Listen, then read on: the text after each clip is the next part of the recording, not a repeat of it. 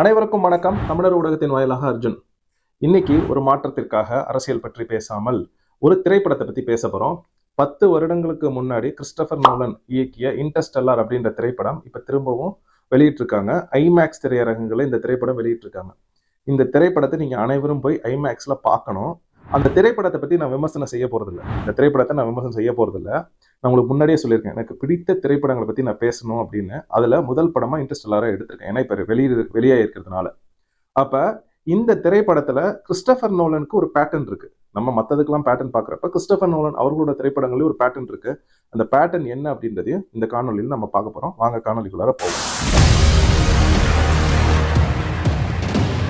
சரி, முதல்ல எதனால இன்டர்ஸ்டெல்லார் பத்தி இவ்வளவு உனக்கு விருப்பம் இருக்கு அப்படின்னா, எனக்கு ஒரு போதை இருக்கு. என்னுடைய போதை அப்படின்றது நான் சாராயமோ இல்ல போதை பொருட்களோ இல்ல அந்த மாதிரி எந்த தவறும் நான் செய்ய மாட்டேன். ஏன் அப்படின்னா, என்னுடைய போதை அப்படின்றது திரைப்படங்கள்ல எனக்கு போதை.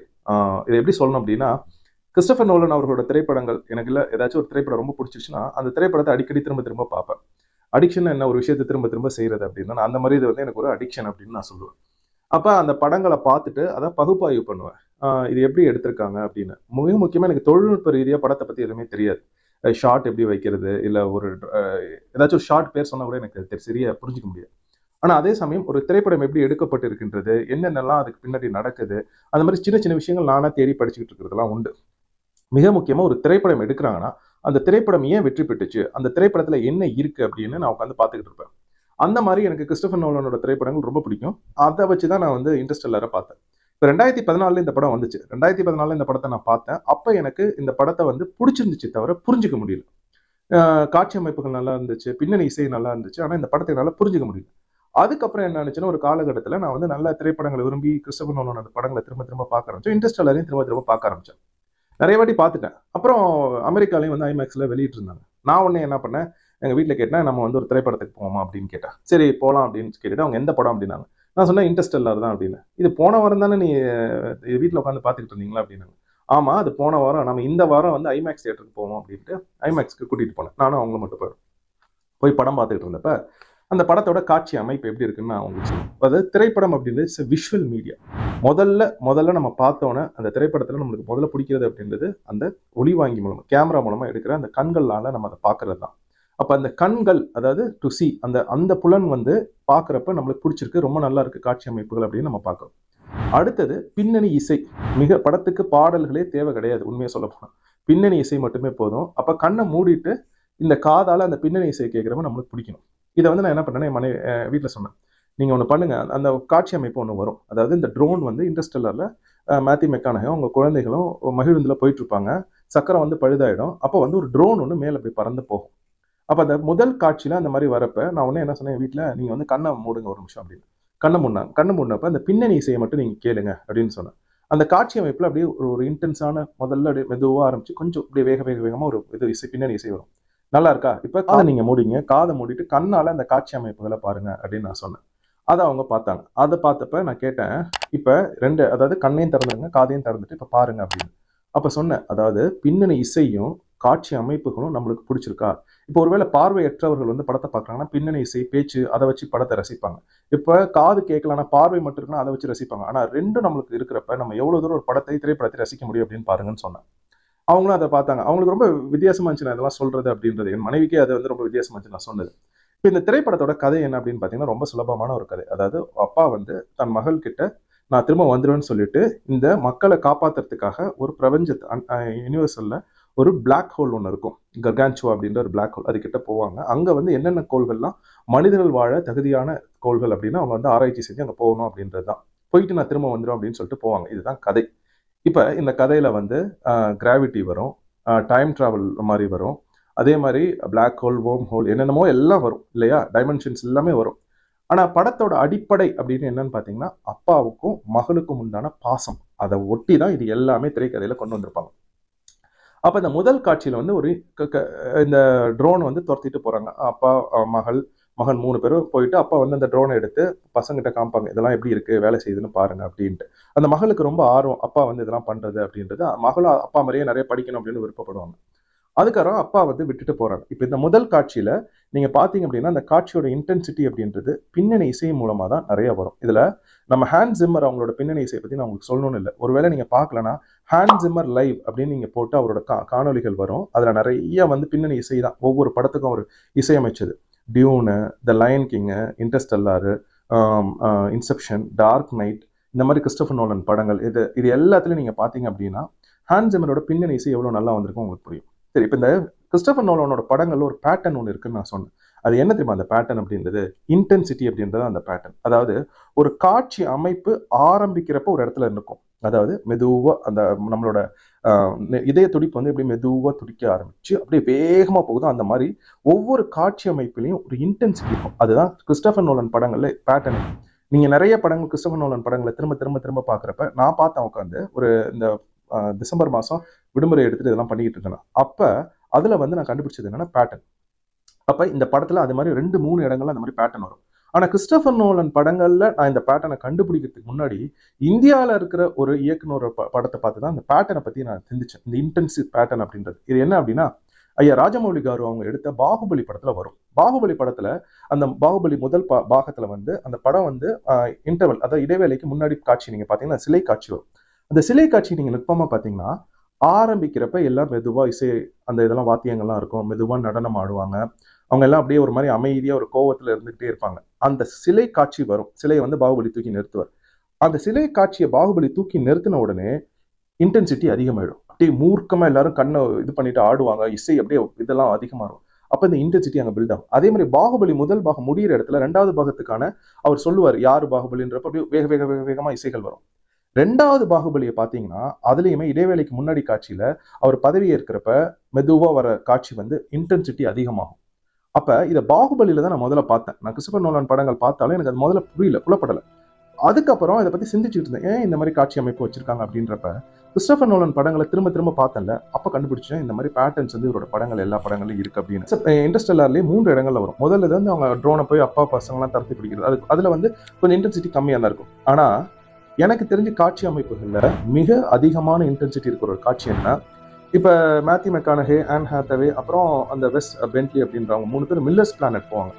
மில்லர்ஸ் பிளானட்ல போயிட்டு அங்க வாழ முடியுதா, அங்க இருக்கிற தகவல்கள்லாம் வருது அப்படின்னு அங்க போவாங்க. அப்ப அங்க போனோன்னா அந்த மின்கலம் இறங்கும் இல்லையா, அந்த கடல் மாதிரி ஒரு இடத்துல இறங்கும். இறங்கினோன்னு அந்த காட்சி அமைப்பை நீங்க நினைச்சு பாருங்க. அது எப்படி ஆரம்பிக்கும் தெரியுமா?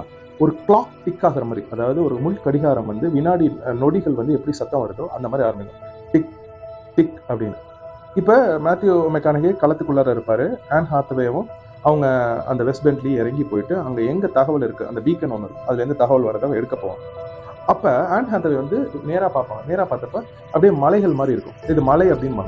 ஆனா மேத்யூ மெக்கானஹே விண்கலத்துல இருந்து பாக்குறப்ப அவர் சொல்லுவாரு, டே அது மலை இல்லடா, அது அலை மாதிரி இருக்கு, ஏன்னா அது தள்ளி போகுது அப்படின்னு. அப்ப ஒரு அலை இப்படி தள்ளி போகுதுன்னா பின்னாடி ஒரு அலை வரும் இல்லையா. உடனே என்ன பண்ணுவாரு, மின்கலத்துக்கு பின்னாடி போவார். பின்னாடி போய் பாக்குறப்ப அந்த பின்னணி இசையை நீங்க பாத்தீங்கன்னா இன்டென்சிட்டி அதிகமாயிடும். ஹேண்ட் ஜிம்மர் வந்து அதை கூட்டிடுவார் அந்த இசையோட இதை. அப்ப பெரிய ராட்சச அலை ஒண்ணு வரும். சரியா உங்களுக்கு நினைவுல இருக்க அந்த காட்சி? உடனே என்ன பண்ணுவார், கூப்பிடுவாரு, வா உள்ளரவா அந்த அலை வந்துச்சு, நீங்க இறந்துருவீங்க அப்படின்னு. ஹேண்ட் ஹாத்தவே மாட்டிப்பாங்க. அப்புறம் அங்க இருக்கிற ஒரு எந்திரத்தை போய் எடுத்துக்கிட்டு வர சொல்ல தூக்கிட்டு வந்தோடனே அவங்க உள்ளார வந்துருவாங்க. ஆனா அந்த இவரு டாயில் அப்படின்ற கதாபாத்திரம் பெட்லி வந்து அந்த அலையில அடிபட்டு இறந்துருவாரு. இந்த காட்சி அமைப்பை நீங்க பாத்தீங்கன்னாலே உங்களுக்கு தெரியும் அந்த இன்டென்சிட்டி எப்படி மெதுவா அப்படியே பில்ட் ஆகி எப்படி அதிகமாகுது அப்படின்னு. அந்த காட்சி அமைப்பை பாக்குறப்ப நம்மளுமே அந்த இதுல அப்படியே ஈர்க்கப்பட்டோம். அதுக்கு மிக முக்கியமான காரணம் ஒளிவாங்கியில இருக்கிற அந்த கேமரா ஆங்கிள், அந்த பின்னணி இசை, ஹேண்ட் ஜிம்மரோட அந்த பின்னணி இசை தான் மிக முக்கியமான காரணம். ஏன்னா இப்ப நீங்க ஒளிவாங்கியை பார்க்காம ஹேண்ட் ஜிம்மரோட அந்த பின்னணி இசையை மட்டும் கேட்டீங்கனாலே உங்களுக்கு இன்டென்சிட்டி அதிகமாகும். அந்த படத்தை நீங்க பார்க்கணும் இல்ல, அந்த காட்சி அமைப்புக்கான பின்னணி இசையை மட்டும் நீங்க யூடியூப்ல காட்சியை பார்க்காம கண்ண மூடிட்டு கேட்டீங்கனாலே உங்களுக்கு அந்த பின்னணி இசை வந்து இன்டென்சிட்டி அதிகமாக்கிடும். ஒண்ணு சரிங்களா. இப்ப இதை முடிச்சுட்டு அவங்க வந்து மேன்ஸ் பிளானட் போவாங்க. அங்க மேட் டேமனோட இருக்கும். மேட் டேமன் வந்து சண்டை போட்டுட்டு எடுத்துட்டு போயிடுவாரு. அவர் வந்து என்டியூரன்ஸ் அப்படின்ற அந்த இது உள்ளார போகணும்னு ஆசைப்படுவார். இது ஒரு காட்சி அமைப்பு. இந்த காட்சி அமைப்புல நீங்க பாத்தீங்கன்னா அந்த அவர் வந்து அந்த டாக்கிங்கை ஒழுங்கா பண்ணிருக்க மாட்டாரு. அதனால வெடிச்சு செதறும். பின்னணி இசை வந்திருக்க இந்த படத்துல அந்த வெடிச்சு செதற இடம் மட்டும் அமைதியா இருக்கும். நீங்க போய் பாருங்களேன். அந்த காட்சி அமைப்பு எடுக்கப்பட்ட இடம் வந்து அந்த இசை இல்லாம போயிடும். இசை இல்லாம அது வெடிச்சு செதறத லாங் ஷாட் ஒன்று வச்சு பார்ப்பாங்க. அந்த லாங் ஷாட் வச்சு காமிக்கிறப்ப அது அப்படியே அந்த உதிர்ந்த பாகங்கள்லாம் பறக்கும். இவங்களோட மின்கலம் இந்த இடத்துல இருக்கும். அவ்வளவு அழகா அந்த காட்சி அமைப்பு இருக்கும். இப்ப இது முடிஞ்சோடனே இன்னொரு இன்டென்சிட்டி என்ன, அந்த டாக்கிங் சீன். மேத்யூ மெக்கானஹே வந்து அந்த என்டியூரன்ஸ்ல வந்து அதை பார்க் பண்ணணும், அதாவது டாக் பண்ணணும். அந்த அந்த இதுக்கான பின்னணி இசையை பாருங்க. அந்த டாக்கிங் சீன் வந்து அவங்க எடுக்கிற அந்த ஷாட், அதாவது அது அப்படியே பறந்து வருது, மேத்யூ மெக்கானஹேவும் இவங்களும் இருக்கிற மின்கலம் வந்து பறந்து வருது. இந்த என்டியூரன்ஸ் இப்படியே சுத்திக்கிட்டே இருக்கும். என்டியூரன்ஸ் அதுல கொண்டு வந்து இவர் டாக் பண்றப்ப அந்த பின்னணி இசையை நீங்க நினைச்சு பாருங்க, நீங்க போட்டு பாருங்க அந்த காட்சியை, கண்ணை மூடிட்டு கேட்டு பாருங்க, அதுலயும் இன்டென்சிட்டி வரும். அப்ப கிறிஸ்டோபர் நோலனோட எல்லா படங்கள்லயும் நீங்க பாத்தீங்க அப்படின்னா இந்த இன்டென்ஸ் காட்சிகள் நிறைய வச்சிருப்பாரு.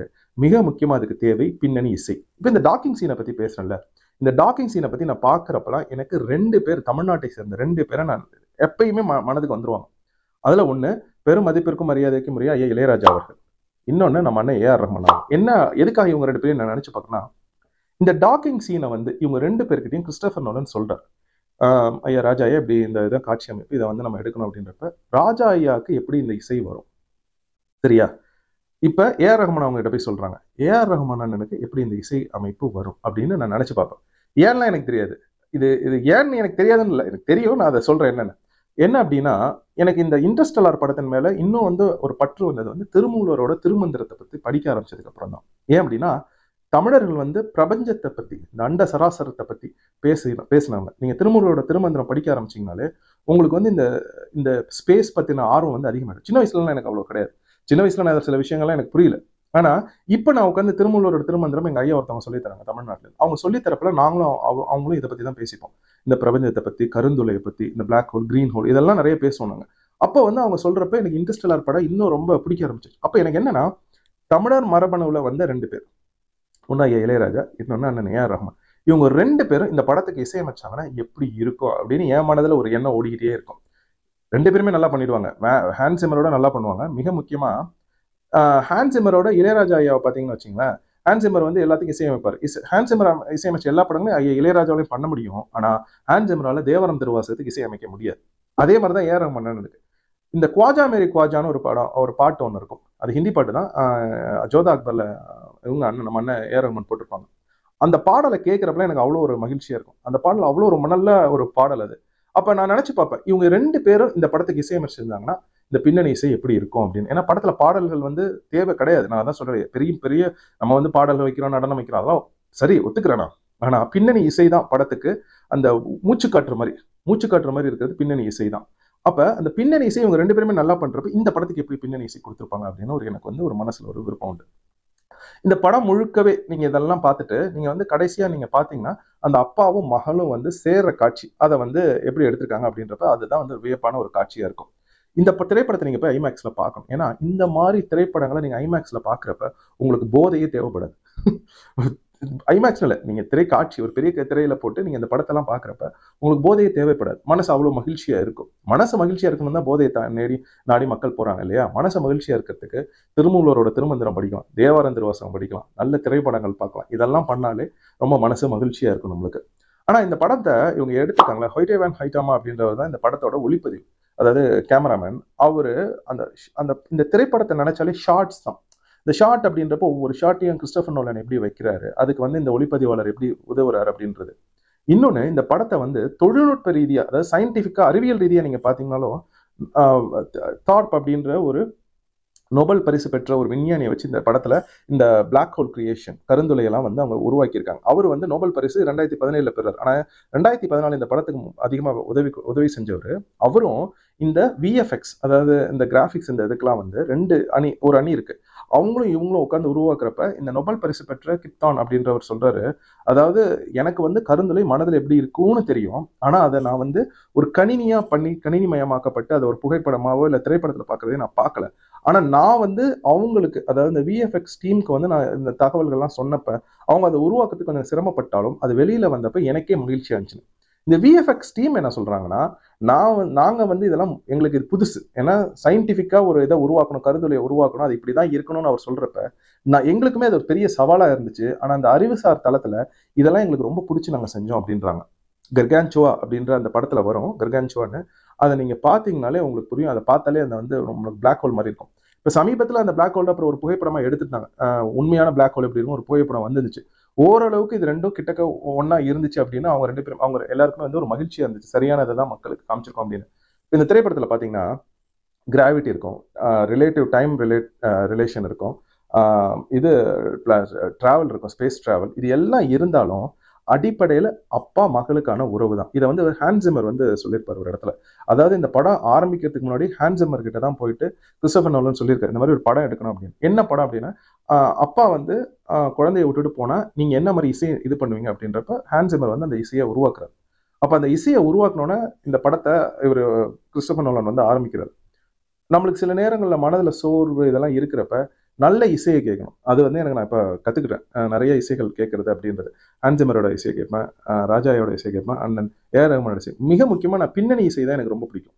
ஏன்னா பாடல்களை விட எனக்கு இந்த பின்னணி இசையை வந்து நான் அடிக்கடி போட்டு கேட்டுக்கிட்டு இருக்கிறது மன உளைச்சல், இந்த ஸ்ட்ரெஸ் எல்லாம் இல்லாமல் பண்ணுறதுக்கு இது ஒரு நல்ல ஒரு வழியாக எனக்கு தெரியுது. அப்ப இவ்வளவு தூரம் இந்த படத்தை வந்து நான் இப்படி புகழ்ந்து பேசுறேன்னு நினைக்காதீங்க. எனக்கு ரொம்ப பிடிக்கும். நான் தான் சொன்னல, என்னோட போதை அப்படின்றது திரைப்படங்கள், கிறிஸ்டோபர் நோலன் திரைப்படங்கள், நல்ல திரைப்படங்கள், ஈரானிய திரைப்படம் ஒன்று இருக்கு, அதை உட்காந்து பார்த்துக்கிட்டு இருப்பேன். இந்த மாதிரி அதுக்காக நான் தமிழ்நாட்டில் இருக்கிறவங்களோட படங்களை பார்க்கறது இல்லைன்னு கிடையாது, நிறைய பார்ப்பேன். ஆனால் அதை சொல்றதுக்கு எனக்கு கொஞ்சம் தயக்கமா இருக்கு. அதுக்கு வேறு சில காரணங்கள் உண்டு. சரி, நீங்க என்ன பண்றீங்க அப்படின்னா, உங்கள் குழந்தைகளையும் கூட்டிட்டு இந்த திரைப்படத்துக்கு போங்க. திரைப்படத்துல எந்த ஒரு அசிங்கமான காட்சியும் கிடையாது. உங்க குழந்தைகளுக்கு காமிங்க என்ன மாதிரி திரைப்படங்கள் எடுக்க முடியும் அப்படின்றது. கலையை வந்து எப்படி ரசிக்கணும் அப்படின்னா அவங்களுக்கும் நீங்க கற்றுக் கொடுப்பீர்கள் அப்படின்னு நான் நம்புறேன். அடுத்த வாரம் வேற ஒரு திரைப்படம், கிறிஸ்டோபர் நோலனோட திரைப்படங்களை பத்தி பேசுவோம். ஆனா அந்த திரைப்படங்களை பத்தி நான் பேசுறதுக்கு முன்னாடி நான் ஒரு தகவலையும் நான் சொல்லிடணும். அந்த காணொலியில சொல்றேன்.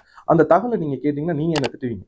நீங்க திட்டுறதுக்கு முன்னாடி நானே என்ன திட்டிப்பேன். ஏன்னா இன்னைய வரைக்கும் நான் வந்து வருத்தப்படுற ஒரு விஷயம் வந்து அந்த அந்த இதுல இருக்கு. அது என்ன அப்படின்றத அடுத்த வாரம் கிறிஸ்டோபர் நோலனோட படங்களை பத்தி பார்க்கறப்ப நம்ம கத்துக்கலாம்.